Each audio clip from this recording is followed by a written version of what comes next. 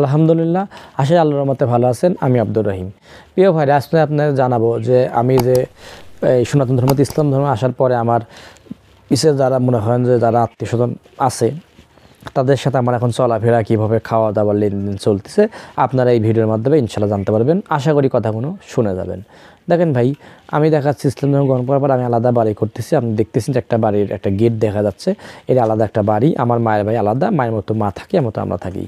আমার দেখাচ্ছে মনে করেন যে আমার পাশাপাশি বাড়ি, আমার মা একাই থাকে, আমার দাদি বাইসি আছে মেলা বয়স, আমার মা বাইসি আছে, আমার আব্বা 20 বছর আগে মারা গেছে।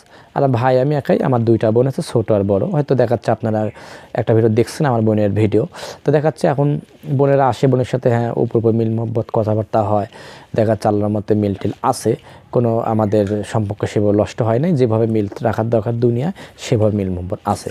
তারপর দেখা যাচ্ছে মা একা খায়, পাকশাক করে খায়, মা এক বাজার হাট করে দেওয়ার দায়িত্ব মানে আল্লাহর মতো আমারই। আমি টাকা পয়সা দিই, মা একা রান্ধে বান্ধে খায়, মা টুকটাক কাজকাম করে। দেখা যাচ্ছে এভাবেই হিন্দুই আছে, সে ইসলাম ধর্ম গ্রহণ করে নাই, সে হলো আলাদা বাড়িতে আছে। তারপরে আপনার দেখাচ্ছে মনে করেন যে মা ওখানে থাকে আর আমরা পাশাপাশি বাড়িতে থাকি, আমি আর স্ত্রী আলাদা বাড়ি ঘরে থাকি।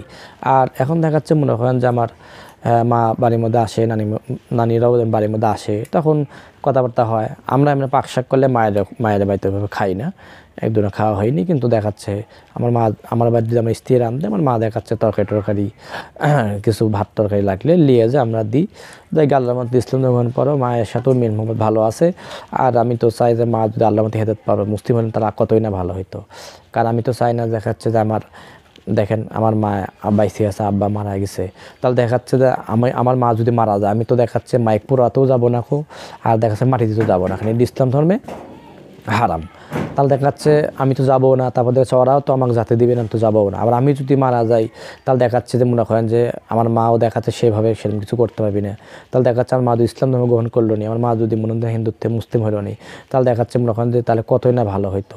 তাহলে দেখাচ্ছে মনে করেন যে আমার মা আমি সব কিছু করতে পারতাম সুন্দর করে। দেখাচ্ছে মনে করেন যে একটা আছে জানাজা, কবরস্থান, কত একটা দরদি একটা ইয়া ছিল। তারপরে আপনারা দোয়া করেন যারা ভিডিওখানে দেখবেন, দেখাচ্ছে মা যাতে আল্লাহর মতো হেদায়েত পায়, আর যাতে সে মুসলিম হয়। আর হিন্দুরা দেখাচ্ছে যারা ভিডিওখানে দেখবেন তারা অন্যভাবে মাইন্ডে নেবেন না, কারণ দেখাচ্ছে আল্লাহ কিন্তু সবাই হেদায়েত দেয় না।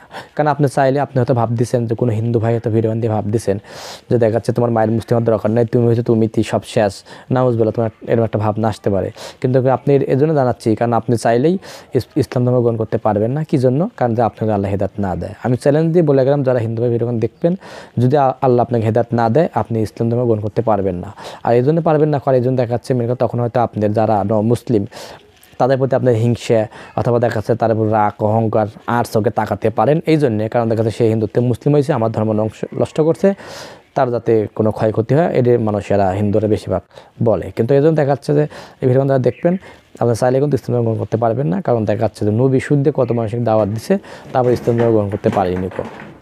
এই জন্য মেন কথা দেখাচ্ছে আপনাদের আমি জানাচ্ছি যে দেখাচ্ছে যারা ভিডিওখান দেখবেন মুসলিম ভাইরা দোয়া করবেন যে তার মা এ ধর্মে আসে। আমিও দাওয়াত দিয়ে আল্লাহর কাছে দোয়া করি যদি আমার মা ইসলাম গ্রহণ করে, কতই না ভালো হইতো।